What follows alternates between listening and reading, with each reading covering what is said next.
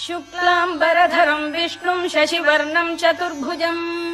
प्रसन्नवदनं ध्यायेत् सर्वविघ्नोपशान्तये। व्यासं वसिष्ठनप्तारं शक्तेः पौत्रमकल्मषम् पराशरात्मजं वन्दे शुकतातं तपोनिधिम्। व्यासाय विष्णुरूपाय व्यासरूपाय विष्णवे नमो वै ब्रह्मनिधये वासिष्ठाय नमो नमः। अविकाराय शुद्धाय नित्याय परमात्मने सदैकरूपरूपाय विष्णवे सर्वजिष्णवे यस्य स्मरणमात्रेण जन्म संसारबन्धनात् विमुच्यते नमस्तस्मै विष्णवे प्रभविष्णवे। ॐ नमो विष्णवे प्रभविष्णवे। श्रीवैशम्पायन उवाच श्रुत्वा धर्मानशेषेण पावनानि च सर्वशः युधिष्ठिरः शान्तनवम् पुनरेवाभ्यभाषत। युधिष्ठिर उवाच किमेकम् दैवतम् लोके किं वाप्येकम् परायणम् स्तुवन्तः कङ्कमर्चन्तः प्राप्नुयुर्मानवा शुभम्। को धर्मः सर्वधर्माणाम् भवतः परमो मतः किं जपन्मुच्यते जन्तुर्जन्म संसारबन्धनात्। श्रीभीष्म उवाच जगत्प्रभुम् देवदेवमनन्तम् पुरुषोत्तमम् स्तुवन्नाम सहस्रेण पुरुषः सततोत्थितः तमेव चार्चयन् नित्यम् भक्त्या पुरुषमव्ययम्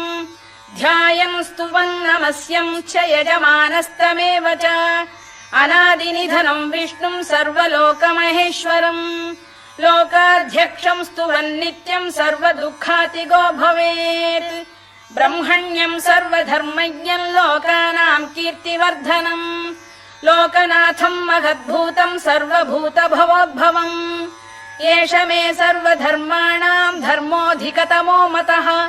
यद्भक्त्या पुण्डरीकाक्षम् स्तवैरच्चेन्नरः सदा परमम् यो महत्तेजः परमम् यो महत्तपः परमम् यो महद्ब्रह्म परमम् यः परायणम् पवित्राणाम् पवित्रम् यो मङ्गलानाम् च मङ्गलम् दैवतम् देवतानाम् च भूतानाम् यो व्ययपिता यतः सर्वाणि भूतानि भवन्त्यादियुगागमे यस्मिंश्च प्रलयम् यान्ति पुनरेव युगक्षये तस्य लोकप्रधानस्य जगन्नाथस्य भूपते विष्णोर्नाम सहस्रम् मे शृणु पापभयापहम् यानि नामानि गौणानि विख्यातानि महात्मनः ऋषिभिः परिगीतानि तानि वक्ष्यामि भूतये। ऋषिर्नाम्नाम् सहस्रस्य वेदव्यासो महामुनिः छन्दोऽनुष्टुप् तथा देवो भगवान् देवकीसुतः अमृतांशुद्भवो बीजम् शक्तिर्देवकी नन्दनः त्रिसामाहृदयम् तस्य शान्त्यर्थे विनियुज्यते विष्णुम् जिष्णुम् महाविष्णुम् प्रभविष्णुम् महेश्वरम् अनेकरूपदैत्यान्तम् नमामि पुरुषोत्तमम्। अस्य श्रीविष्णोर्दिव्यसहस्रनामस्तोत्रमहामन्त्रस्य श्रीवेदव्यासो भगवान् ऋषिः अनुष्टुप्छन्दः श्रीमहाविष्णुः परमात्मा श्रीमन्नारायणो देवता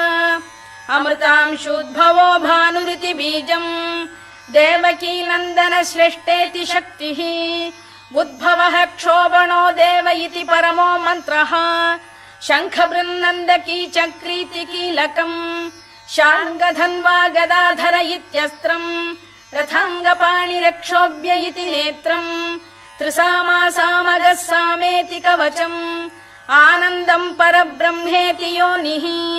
ऋतुः सुदर्शनकाल इति दिग्बन्धः श्रीविश्वरूप इति ध्यानम् श्रीमहाविष्णुप्रीत्यर्थे सहस्रनाम जपे विनियोगः। ध्यानम् क्षीरोदन्वत्प्रदेशे शुचिमणिविलसत्सैकते मौक्तिकानाम् माला क्लुप्तासनस्थस्फटिकमणिनिभैर्मौक्तिकैर्मण्डिताङ्गः शुभ्रैरभ्रैरदभ्रैरुपरि विरचितैर्मुक्तपीयूषवर्षैः आनन्दीन पुनीयादरि नलिन गदा शङ्खपाणिर्मुकुन्दः भुः पादौ यस्य नाभिर्वियदसुरनिलश्चन्द्रसूर्यौ च नेत्रे कर्णावाशा शिरोद्यौर्मुखमपि दहनो यस्य वास्तेयमब्धिः अन्तस्थं यस्य विश्वं सुरनर खगो भोगि गन्धर्व दैत्यैः चित्रं रम्यते तं त्रिभुवन वपुषं विष्णुमीशं नमामि। ॐ नमो भगवते वासुदेवाय। शान्ताकारं भुजगशयनं पद्मनाभं सुरेशं विश्वाधारं गगनसदृशं मेघवर्णं शुभाङ्गम् लक्ष्मीकान्तं कमलनयनं योगिहृध्यानगम्यं वन्दे विष्णुं भवभयहरं सर्वलोकैकनाथम्। मेघश्यामं पीतकौशेयवासं श्रीवत्साङ्कं कौस्तुभोद्भासिताङ्गम् पुण्योपेतं पुण्डरीकायताक्षं विष्णुं वन्दे सर्वलोकैकनाथम्। नमः समस्तभूतानामादिभूताय भूभृते अनेकरूपरूपाय विष्णवे प्रभविष्णवे सशङ्खचक्रं सकिरीटकुण्डलं सपीतवस्त्रं सरसीरुहेक्षणम् सहारवक्षस्थलशोभिकौस्तुभं नमामि विष्णुं शिरसा चतुर्भुजम्। छायायां पारिजातस्य हेमसिंहासनोपरि आसीनमम्बुदश्याममायताक्षमलङ्कृतम् चन्द्राननं चतुर्बाहुं श्रीवत्साङ्कितवक्षसम् रुक्मिणी सत्यभामाभ्यां सहितं कृष्णमाश्रये।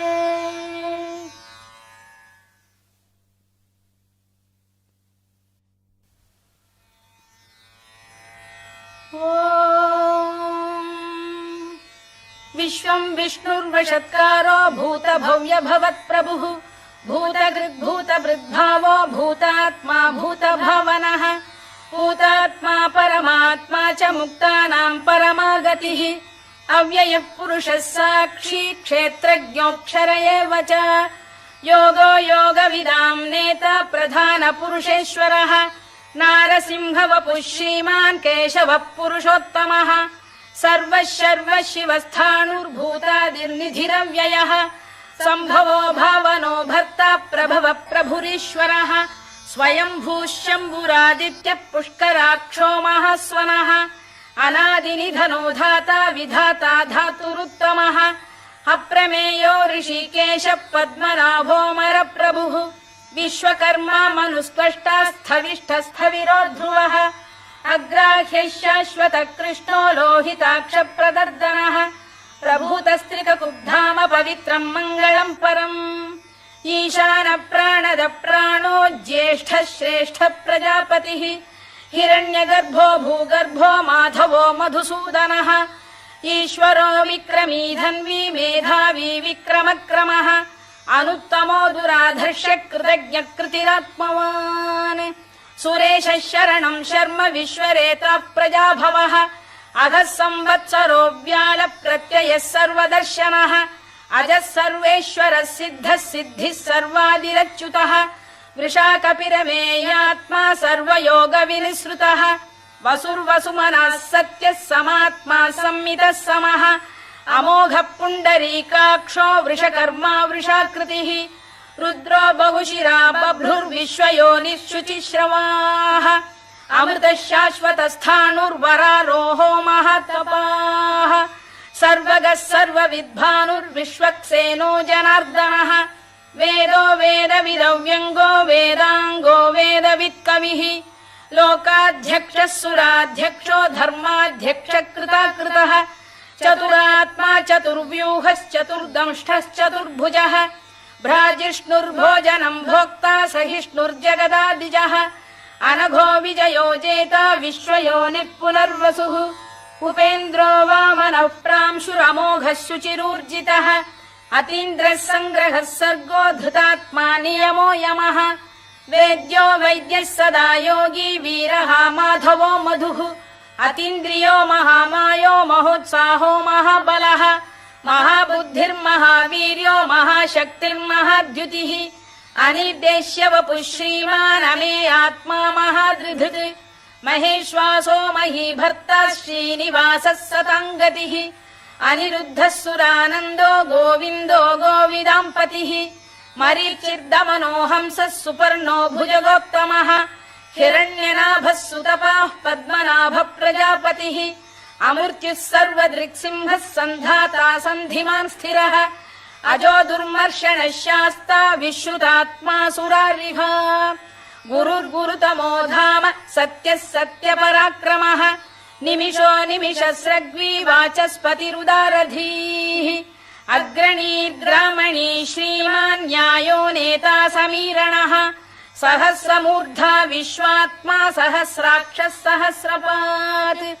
आवर्तनो निवृत्तात्मा संवृतः सम्प्रमर्दनः अधः संवर्तको वह्निरनिलो धरणीधरः सुप्रसाद प्रसन्नात्मा विश्वधृक् विश्वभुग्विभुः सत्कर्ता सत्कृतः साधुर्जह्नुर्नारायणो नरः असङ्ख्येयो प्रमेयात्मा विशिष्टः शिष्टकृच्छुचिः सिद्धार्थ सिद्ध संकल्पः सिद्धिदः सिद्धिसाधनः वृषाही वृषभो विष्णुर्वृषपर्वा वृषोदरः वर्धनो वर्धमानश्च विविक्तः श्रुतिसागरः सुभुजो दुर्धरो वाग्मी महेन्द्रो वसुदो वसुः नैकरूपो बृहद्रूपः शिपिविष्टप्रकाशनः ओजस्तेजोऽब्जुदिधर प्रकाशात्मा प्रतापनः वृद्धस्पष्टाक्षरो मन्त्रश्चन्द्रांशुर्भास्करद्युतिः अमृतांशुद्भवो भानुः शशबिन्दुः सुरेश्वरः औषधम् जगतः सेतुः सत्यधर्मपराक्रमः भूतभव्यभवन्नाथः पवनः पावनो नलः कामः कामकृत्कान्तः कामः कामप्रदप्रभुः युगादिकृद्युगावर्तो नैकमायो महाशनः अदृश्यो व्यक्तरूपश्च सहस्रजिदनन्तजित् इष्टो विशिष्टः शिष्टेष्टः शिखण्डी नघुषो वृषः क्रोधः क्रोधकृत्कर्ता विश्वबाहुर्महीधरः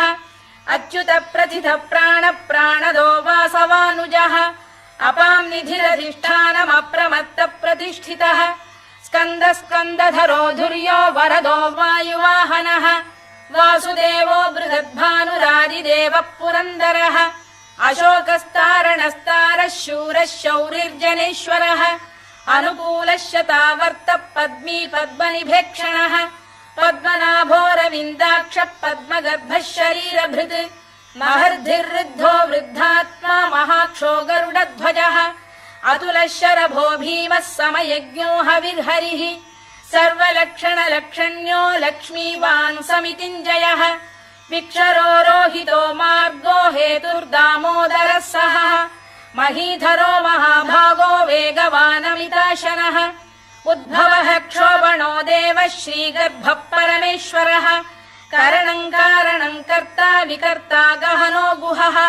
व्यवसायो व्यवस्थानः संस्थानस्थानदो ध्रुवः परधिः परमस्पष्टस्तुष्टः पुष्टः शुभेक्षणः रामो विरामो विरतो मार्गो नेयो नयोनयः वीरः शक्तिमताम् श्रेष्ठो धर्मो धर्मविदुत्तमः वैकुण्ठः पुरुष प्राण प्राणद प्रणव पृतुः हिरण्यगर्भः शत्रुघ्नो व्याप्तो वायुरधोक्षजः ऋतुः सुदर्शनकालः परमेष्ठी परिग्रहः उग्रः संवत्सरो दक्षो विश्रामो विश्वदक्षिणः विस्तारस्थावरस्थाणुः प्रमाणम् बीजमव्ययम् अर्थोऽनर्थो महाकोशो महाभोगो महाधनः अनिर्विण्णस्थविष्ठो भूर्धर्मयूपो महामखः नक्षत्रनेमिर्नक्षत्री क्षमः क्षामः समीहनः यज्ञयुज्यो महेज्यश्च क्रतुः सत्रम् सताम् गतिः सर्वदर्शी विमुक्तात्मा सर्वज्ञो ज्ञानमुत्तमम् सुव्रतः सुमुखः सूक्ष्मः सुघोषः सुखदः सुहृद् मनोहरो जितक्रोधो वीरबाहुर्विदारणः स्वापनः स्ववशो व्यापी नैकात्मा नैककर्मकृत् वत्सरो वत्सलो वत्सी रत्नगर्भो धनेश्वरः धर्मकृद्धर्मकृद्धर्मी सदसक्षरमक्षरम् अभिज्ञाता सहस्रांशुर्विधाता कृतलक्षणः गभस्तिनेमिः सप्तस्तः सिंहो भूतमहेश्वरः आदिदेवो महादेवो देवेशो देवभृद्गुरुः उत्तरो गोपतिर्गोप्ता ज्ञानगम्यः पुरातनः शरीरभूतभृद्भोक्ता कपीन्द्रो भूरि दक्षिणः सोमपो मृतपः सोमः पुरुजित्पुरुषत्तमः विनयो जयः सत्यसन्धो दाशार्हः सात्वताम् पतिः जीवो विनयिता साक्षी मुकुन्दोमित विक्रमः अम्भो निधिरनन्तात्मा महोदधिशयोऽन्तकः अजो महार्घ स्वाभाव्यो जिता मित्र प्रमोदनः आनन्दो नन्दनो नन्दः सत्यधर्मा त्रिविक्रमः महर्षि कपिलाचार्य कृतज्ञो मेदिनीपतिः त्रिपदस्त्रिदशाध्यक्षो महाशृङ्गकृतान्तकृत् महावराहो गोविन्दः सुषेण कनकाङ्गिनी गुह्यो गभीरो गहनो गुप्तश्चक्रगदाधरः मेधास्वाङ्गो जितकृष्णो दृढः सङ्कर्षणोच्युतः वरुणो वारुणो वृक्ष पुष्कराक्षो महामनाः भगवान् बलहानन्दी वनमाली हलायुधः आदित्यो ज्योतिरादित्यः सहिष्णुर्गतिसत्तमः सुधन्वाखण्ड परशुर्दारुणो द्रविणप्रदः दिवस्पृक् सर्वदृक्व्यासो वाचस्पतिरयो निजः त्रिसामासामगः साम निर्वाणम् भेषजम् भिषत् सन्न्यासकृच्छमः शान्तो निष्ठा शान्तिः परायणम् शुभाङ्गः शान्तिदः स्रष्टा कुमुदः कुवलेशयः गोहितो गोपतिर्गोप्ता वृषभाक्षो वृषप्रियः अनिवर्ती निवृत्तात्मा संक्षेप्ताक्षेमकृत् शिवः श्रीवत्सवक्षः श्रीवासः श्रीपतिः श्रीमताम्बरः श्रीरः श्रीशः श्रीनिवासः श्रीनिधिः श्रीविभावनः श्रीधर श्रीकर श्रेयः श्रीमान् लोकत्रयाश्रयः स्वक्षः स्वङ्गः शतानन्दो नन्दिर्ज्योतिर्गणेश्वरः विजितात्मा विधेयात्मा सत्कीर्तिश्छिन्न संशयः उदीर्णः सर्वतश्चक्षुरनीशः शाश्वतस्थिरः भूषयो भूषणो भूतिर्विशोकः शोकनाशनः अर्चिष्मानर्चितः कुम्भो विशुद्धात्मा विशोधनः अनिरुद्धो प्रतिरथ प्रद्युम्नोमित विक्रमः कालनेमिनिः वीरः शौरिः शूरजनेश्वरः त्रिलोकात्मा त्रिलोकेशः केशवः केशिहा हरिः कामदेवः कामपालः कामी कान्तकृतागमः अनिर्देश्य वपुर्विष्णुर्वीरोऽनन्तो धनञ्जयः ब्रह्मण्यो ब्रह्मकृद्ब्रह्मा ब्रह्म ब्रह्मविवर्धनः ब्रह्मविब्राह्मणो ब्रह्मी ब्रह्मज्ञो ब्राह्मणप्रियः महाक्रमो महाकर्मा महातेजा महोरगः महाक्रतुर्महायज्वा महायज्ञो महाहविः स्तव्यस्तव प्रियस्तोत्रम् स्तुतिस्तोतारणप्रियः पूर्णः पूरयिता पुण्यः पुण्यकीर्तिरनामयः मनोजवस्तीर्थकरो वसुरेता वसुप्रदः वसुप्रदो वासुदेवो वसुर्वसुमनाहविः सद्गतिः सत्कृतिः सत्ता सद्भूतिः सत्परायणः शूरसेनो यदुश्रेष्ठः सन्निवासः सुयामुनः भूतावासो वासुदेवः सर्वासु निलयो नलः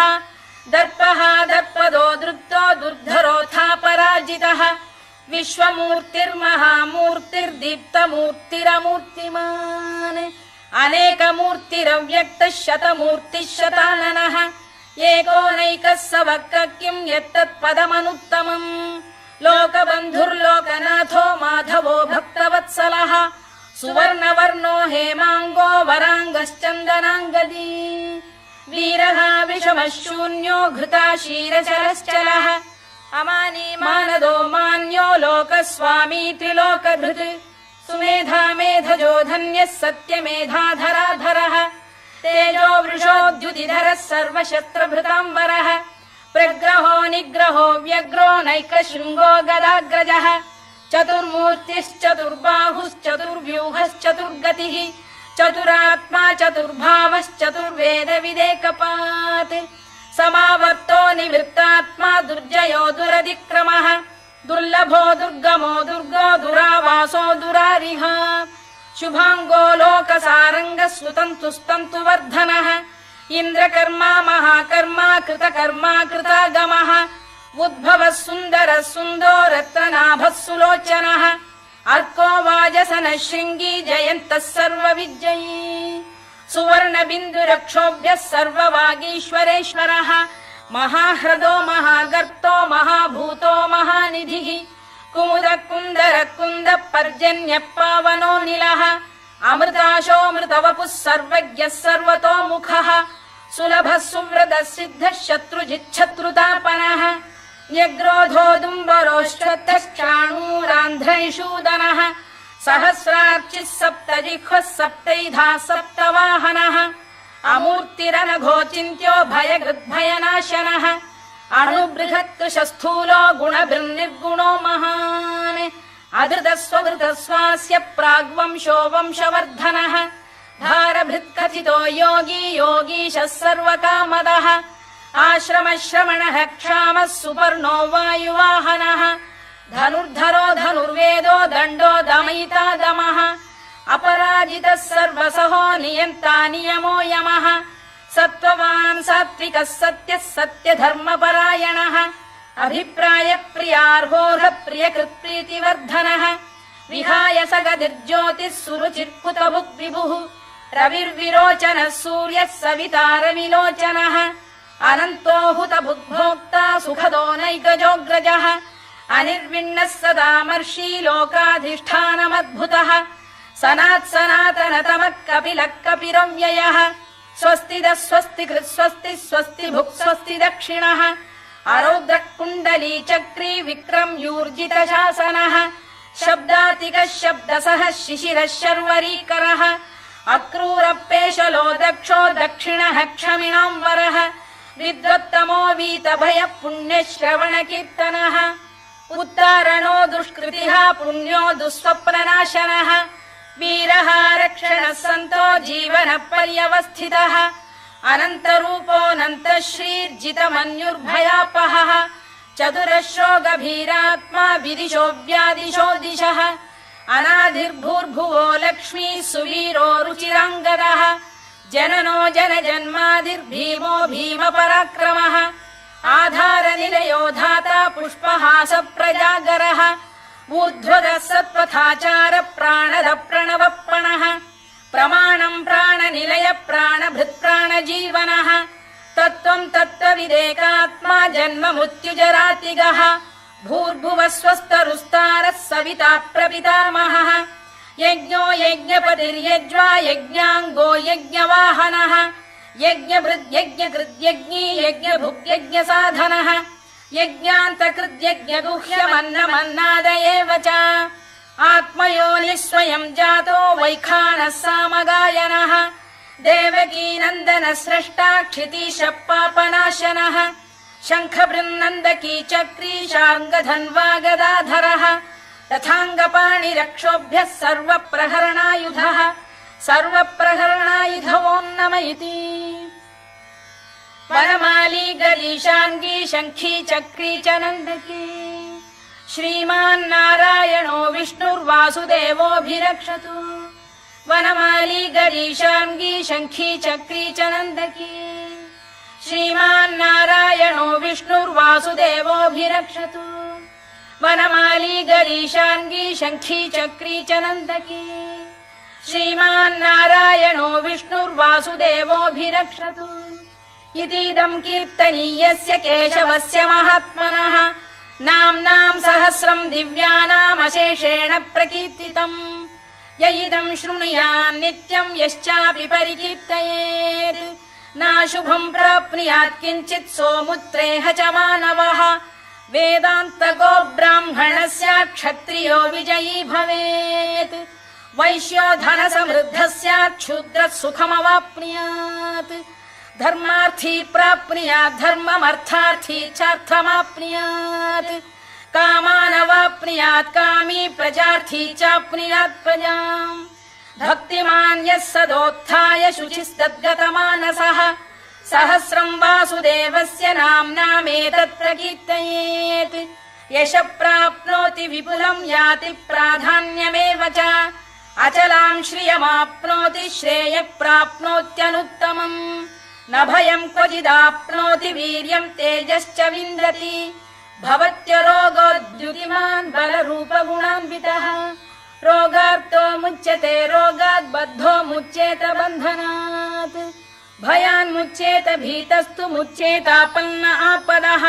दुर्गाण्यतितरत्याशु पुरुषः पुरुषोत्तमम्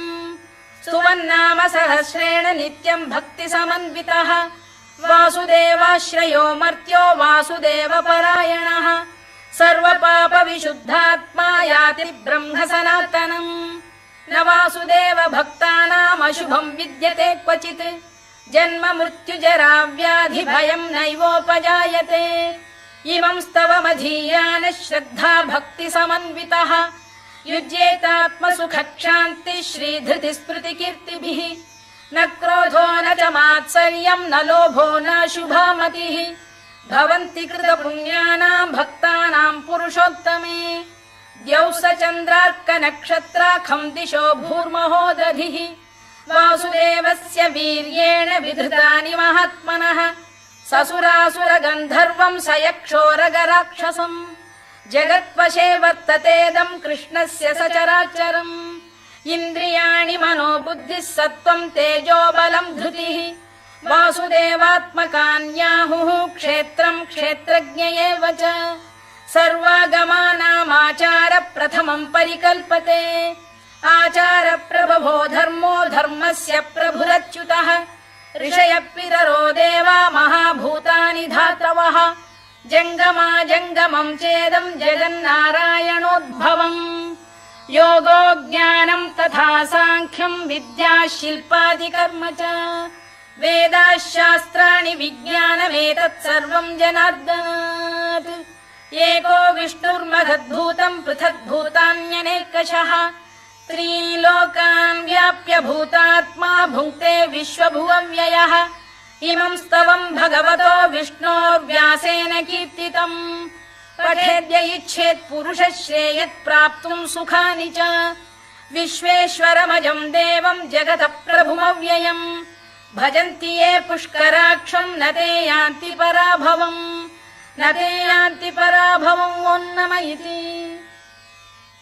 अर्जुनोवाच पद्मपत्र विशालाक्ष पद्मनाभ सुरोत्तम भक्तानामनुरक्तानाम् त्राता भव जनार्दन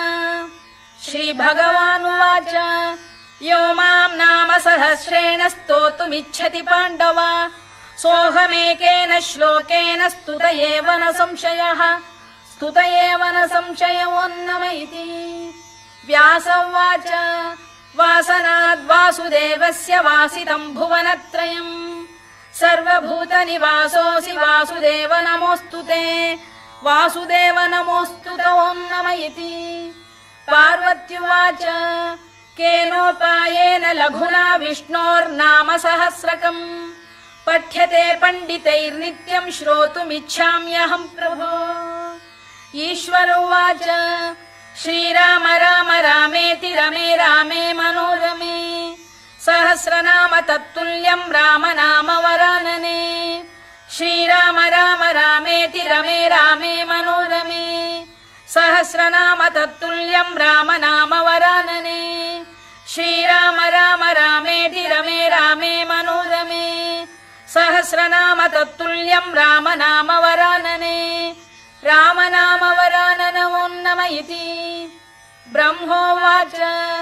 नमोऽस्त्वनन्ताय सहस्रमूर्तये सहस्रपादाक्षि शिरोरुबाहवे सहस्रनाम्ने पुरुषाय शाश्वते सहस्रकोटियुगधारिणे नमः सहस्रकोटियुगधारिणे नम ओन्नम इति सञ्जय उवाच यत्र योगेश्वर कृष्णो यत्र पार्थो धनुर्धरः तत्र श्रीर्विजयो भूतिर्ध्रुवा नीतिर्मतिर्मम श्रीभगवानुवाच अनन्याश्चिन्तयन्तो मां ये जनाः पर्युपासते तेषाम् नित्याभियुक्तानां योगक्षेमम् वहाम्यहम् परित्राणाय साधूनां विनाशाय च दुष्कृताम् धर्म संस्थापनार्थाय सम्भवामि युगे युगे आर्ता विषण्णाः शिथिलाश्च भीता घोरेषु च व्याधिषु वर्तमानाः संकीर्त्य नारायण शब्दमात्रम् विमुक्त दुःखाः सुखिनो भवन्तु कायेन वाचा मनसेन्द्रियैर्वा बुद्ध्यात्मना वा प्रकृते स्वभावात् करोमि यद्यत् सकलम् परस्मै नारायणायेति समर्पयामि।